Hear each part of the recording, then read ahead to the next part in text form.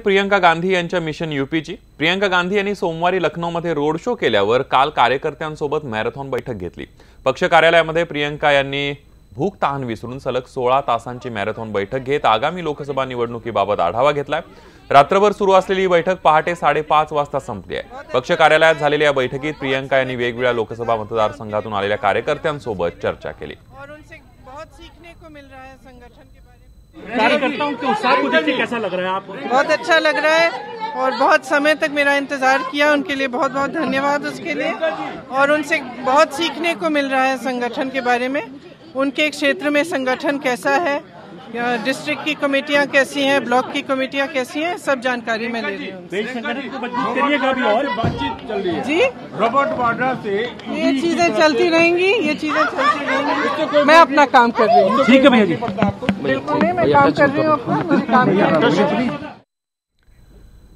नवी दिल्लीमध्ये एका 5 स्टार हॉटेलमध्ये जेवणावरून वाद झाला होता। यावेळी झालेल्या तुफान वादावादीमध्ये हाणामारीचं रूपांतर झाल्याचं पाहायला मिळालं।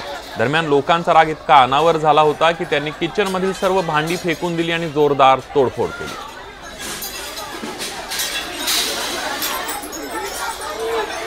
आपण ही दृश्य बघतोय, नवी दिल्लीतल्या एका 5 स्टार हॉटेलमधली ही सगळे सीसीटीव्हीची दृश्य आहेत। या 5 स्टार हॉटेलमध्ये जेवणावरून वाद झाला होता आणि यावेळेला झालेल्या तुफान वादात हाणामारीही झाल्याचं समोर आलंय।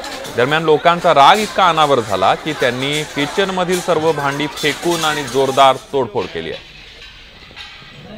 ही दृश्य बघितल्यानंतर आपल्याला अंदाज येऊ शकतो की कशा पद्धतीनं या हॉटेलमध्ये राडा झाला असेल।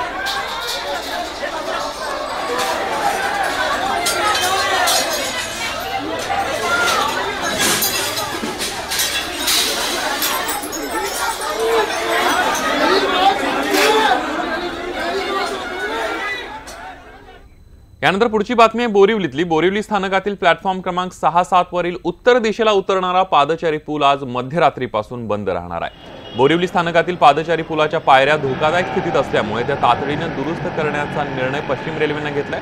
तर दुसरीकडे मालाड स्थानकातील प्लॅटफॉर्म क्रमांक 1 वरील पूल उद्यापासून बंद राहणार आहे। प्लॅटफॉर्म क्रमांक 1 आणि 2 आणि 3 क्रमांकाच्या प्लॅटफॉर्मवर जाण्यासाठी असलेला भाग तोडण्यात येणार असल्याने हा पूल बंद राहणार आहे।